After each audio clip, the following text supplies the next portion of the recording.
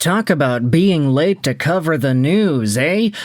This is what happens when you pre-record videos the night before, but we had ourselves some earth-shattering updates from earlier this morning, as the Minnesota Wild have agreed to a record-setting contract extension with superstar Kirill Kaprizov.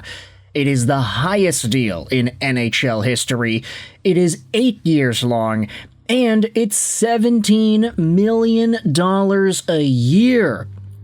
Man, oh man, the NHL is about to change, but the biggest question here is, are we starting to see a new standard in the National Hockey League, or is this just the outlier?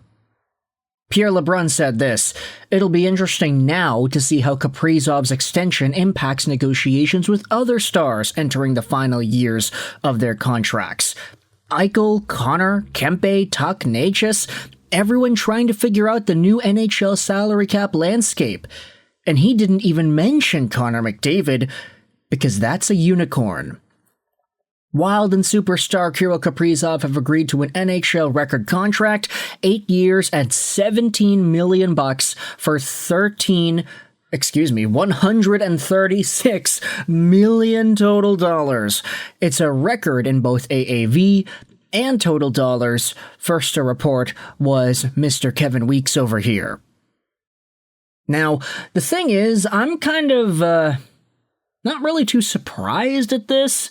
Honestly, I was a little skeptical because 16 was already such a big contract offer, and for Kaprizov to have rejected that and say, no, sorry, I'm not going to take what was already the biggest contract ever if it was 8 years at $16 million. I was kind of wondering, does he really just want more? Or is there a problem with Minnesota? Well, turns out all the insiders are right. All of the reports from analysts and media covering the situation all indicated that apparently Kaprizov likes it in Minnesota. It's his second home. He just wanted more. And now he got more. $17 million AAV, 8 years long. He's made for Minnesota. Let's see if there are any comments in this article. No, there doesn't appear to be. Seems interesting that they just released a press release saying, oh yeah, the guy signed the biggest contract in NHL history. By the way, here are his stats. Here are all the stats that he has ever received and ever scored. But yeah, that seems to be the way things are right now. Nobody wants to speak out about it just yet. We also had ourselves Chris Johnston going out there and speaking about the Kaprizov extension on early trading, saying this: "We might be entering an era now where stars are going to take up more percentage of the cap, even as the cap goes up. 17 to 18% might become more of the norm. Or it will be an outlier, as it should be. If Minnie likes mediocrity, let them be. Having just witnessed 4 players take up more than 50% of the cap for the Maple Leafs, I'd much rather establish an internal ceiling and spread the money around. Depth is everything." So, some various perspectives in the replies to this comment over here. However, despite the fact that Kirill Kaprizov signed and he got himself the biggest contract in NHL history, we have ourselves some more to talk about in regards to NHL signing news, because there was an article posted on the Dallas Stars social media earlier this morning as well, giving us the latest on the Jason Robertson situation. Let's make a deal. The Stars and Robertson, apparently they're in a pretty good place amid contract negotiations. Entering the final year of his current deal, both Jason Robertson and Dallas are taking a wait-and-see approach as a new season opens. Let's scroll down and take a look at this. In a lot of ways, the Stars and Robertson have handled their current contract negotiation perfectly. As the league's salary cap appears to be going up, and the history of UFA seems to predict separation between franchises and their top players, Robertson and Dallas have a year where they can stay pretty calm. Because Jason Robertson in Dallas doesn't turn 27 until July 22, 2025, he'll still be an RFA at the end of his contract. That means the Stars and Robertson have time to wait before panic sets in on a potential extension or the need for a trade. Mikko Rantanen had the opportunity to become an UFA, and he and Colorado couldn't get that done during last season. As a result, Rantanen was traded twice last year.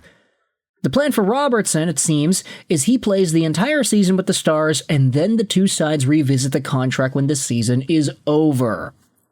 We have team control for 2 more years, RFA rights, so it's a different time frame for us, Stars GM Jim Nill said. Robertson's in the last year of a 4-year deal that averages $7.75 million. With the salary cap going up and his history of posting more than a point per game, he should be in for a big raise. Just how big will be determined by his performance this year. If he's in the same zip code as the 109 points he had in 22-23, the sky's the limit. If he's closer to the 80 points he had the past 2 seasons, that changes the negotiations. But that's a good thing for both the team and the player. With Jason, I don't blame him. He's not a UFA, he's an RFA. He wants to see what the market is, Nill said. Jason wants to bounce back from last year. He missed all of training camp, and that was a tough start for him. He can now come in clear-minded and say, I'm going to have my best year. That's what I'm looking forward to. We're going to get the best version of Jason Robertson, and we're going to benefit from that. The article talks about how Robertson had foot surgery last summer that forced him to miss all of training camp. The lanky winger said he felt more like himself after shaking off the rust, though. It definitely felt better. Reflecting on last year, when some people don't play, they say they feel lost. Well, I did play, and I still felt lost. I look back now and maybe I pushed myself to come back too soon. It's a good lesson to learn. I always want to play in every game, so it was new to me to push myself through something like that. I learned a lot. Now, he said he's trying to find the groove again. He says he's more aware of the contract and the fact that he could play for Team USA at the Olympics. He thinks his best strategy is to focus on each day.